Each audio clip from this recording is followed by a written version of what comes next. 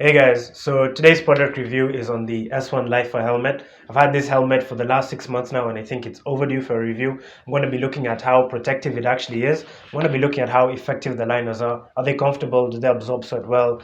All this and more coming up, so stay tuned.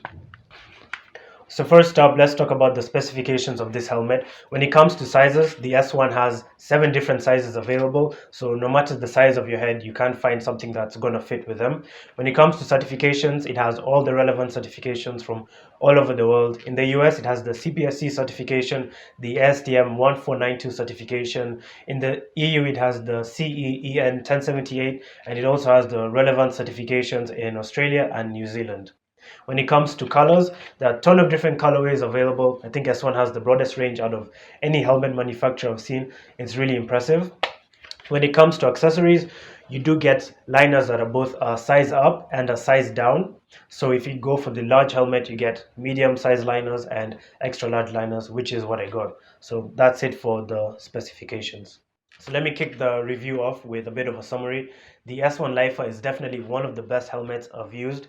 It's low profile, comfortable, not too bulky, and has good ventilation. It also comes in a ton of different colorways, and I was able to pick a color that I really liked, so I feel confident every time I'm out with this helmet. One thing I didn't like was the pads. The pads are great, but some of them don't absorb sweat that well, and after about 6 months of use, they start to wear out. More on this within the video. So the S1 Lifer is going to protect you. This helmet comes with all the relevant certifications, and the certifications just mean that this helmet is going to work to a given standard. So for example, with the CPSC certification, it means for an impact force of 1000 Gs, which is for example a fall from 6 feet where you hit your head, this helmet is going to absorb most of that impact force and reduce it to below 300 Gs, making sure you don't get any brain damage. If you do take an impact force of more than 300 Gs to your head, you are likely going to have brain damage. Another thing that I want to throw in, helmets are there to prevent brain damage. They're not there to prevent concussion. So even if you do hit your head with this, you might walk away with a concussion, but you are going to be okay. You're not going to get brain damage. These helmets are also one use, so if you do have an impact to them, if you do hit your head, be sure to replace them. Next thing I'm going to talk about is how comfortable the Lifer is. So the Lifer is really comfortable. It comes with these big soft pads that are really soft and squishy. So these pads kind of wrap around your head and give you like this really comfortable feel. It doesn't feel too hard and it doesn't push into your head too much. It's just really squishy, soft, and it contours to your head very well. So the S1 Lifer is super comfortable. The Lifer also fits really, really well, and it comes with extra padding, both a size up and a size down, so you can really get it to fit perfect to the shape of your head. And yeah, because it comes with these extra paddings, you also do have a little bit of freedom to sort of experiment. Maybe you can put a thinner pad in front and a thicker pad at the back, the way I have, to get a really comfortable feel. And another advantage of having different sized liners is because, let's say you cut your hair, you can sort of change the liners to make sure that you have a snug fit always. So yeah, that's a really useful functionality, and because I cut my hair a lot, I try out different hairstyles or I just let it grow out. Having a helmet that I can sort of change the size of has been very useful to me. And yeah, another thing is that the Lifer also has pretty good ventilation. I've skated it in weather where the temperature has been consistently over 25 degrees Celsius, so pretty hot. And I've been out there for hours, and I've never really felt as though my head has been too hot or too humid. Yeah, it's been moderately cool, and I haven't really had a problem with that. So yeah, the S1 Lifer does have pretty good ventilation. The S1 Lifer is quite low profile as well. By this I mean when you put it on, it doesn't really look bulky and it doesn't make you look like a bobblehead figurine. There are other helmets out there that are quite large and quite big that make you look like a bobblehead, but no, the S1 sits quite low. So if you're like me and you are a little bit self-conscious in front of non-skaters about wearing a helmet, the S1 works perfectly for you. It looks good, and yeah, it's as good as helmets can be. So yeah, S1 Lifer, low profile, and looks good. As I did say earlier, the pads feel great. They fit well and they ensure that the helmet is snug, but the pads aren't the best. Within about 6 months of wear, this starts happening. What is happening here is that the liner or the fabric is peeling away from the foam, and yeah, this happens. And when this happens, the pads stop being able to absorb sweat all that well, and more on this in a bit.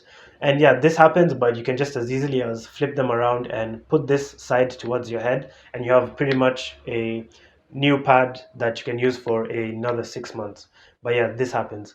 I can't remember how long it took for the other pads on my other helmets to do this, but I felt as though 6 months was kind of quick, but I don't know. I've been using these intensively, so I don't know. But yeah, this does happen to the liners. So now we get to the weakest part of this helmet, which has to be the liners and their ability to absorb sweat. So these black liners in particular suck. They don't absorb sweat at all, and when I had them on, sweat would keep dripping down my face. They didn't do a good job at all. These really suck.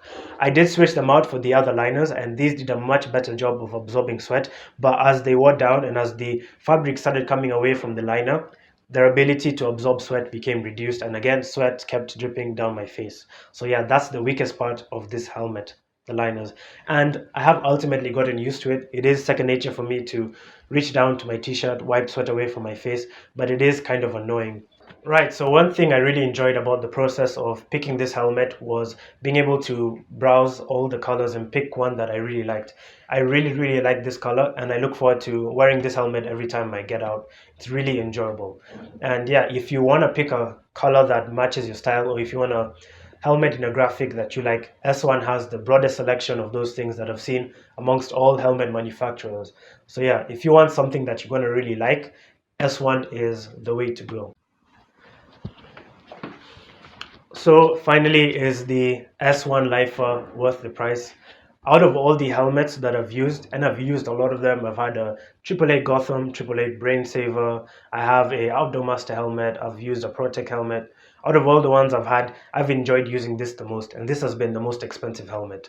So I personally do think it's worth the price, and I will be buying more of these as time goes on. I really enjoyed using this helmet, and I think most other people would too. So yeah, I do think it's worth the price.